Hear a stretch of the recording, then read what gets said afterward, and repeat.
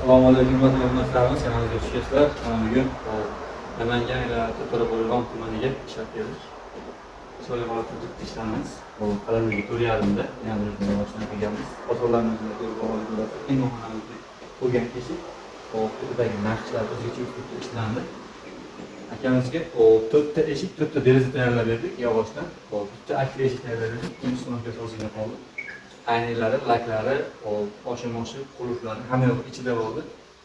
Dastlabki ustunalar hamma yo'q ichida vodiy bo'ylab pastdagi raqamdagi binolar to'g'risida ochiq ishlari, ustunaga holatlarini idealligini ko'rib baho bersizlar. Video davomini tomosha qiling.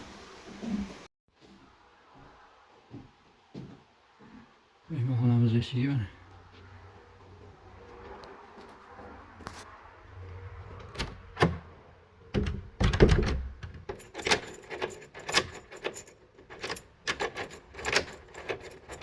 Sistema turatishga qurib 5 tadan galti bor. Yaxshi holatda. Bu o'rnidagi eshik mana. Juda ham chiroyli holatda chiqdi. Orqa taraf ko'rinishlari. Xo'p, bu romimiz. Romni palakonilari ham ichida bo'ldi. Mana akfar sifat. Ranglari ham bir xil chiqqan mana. Tsvet. Orqa tomon ko'rinishlari. Xona qorong'i ekan. Eshikning orqa taraf ko'rinishlari. Pinalarni qo'yib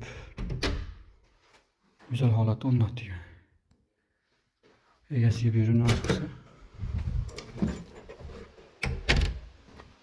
İşlerimiz yong'oq rang, korishniy, zolotoy deb rangida bo'lgan mana. İşlerimiz ranglarimiz ham sifatli, turatishga laklardan ishlatilgan. Aynalarimiz 20 metrga bo'lgan. Çok iyi oldu. Polishkalarni xonani shamolash uchun polishkalarni ham ochib qo'yishlar mumkin. Tepalardagi naqshlari o'zgacha uslubda bo'lyapti. Kimga shunaqa xizmatlar bo'lsa, kerak bo'lsa, pastdagi raqamlarga murojaat qilaveramiz. Alloh qodir qilgancha tayyorlab beramiz.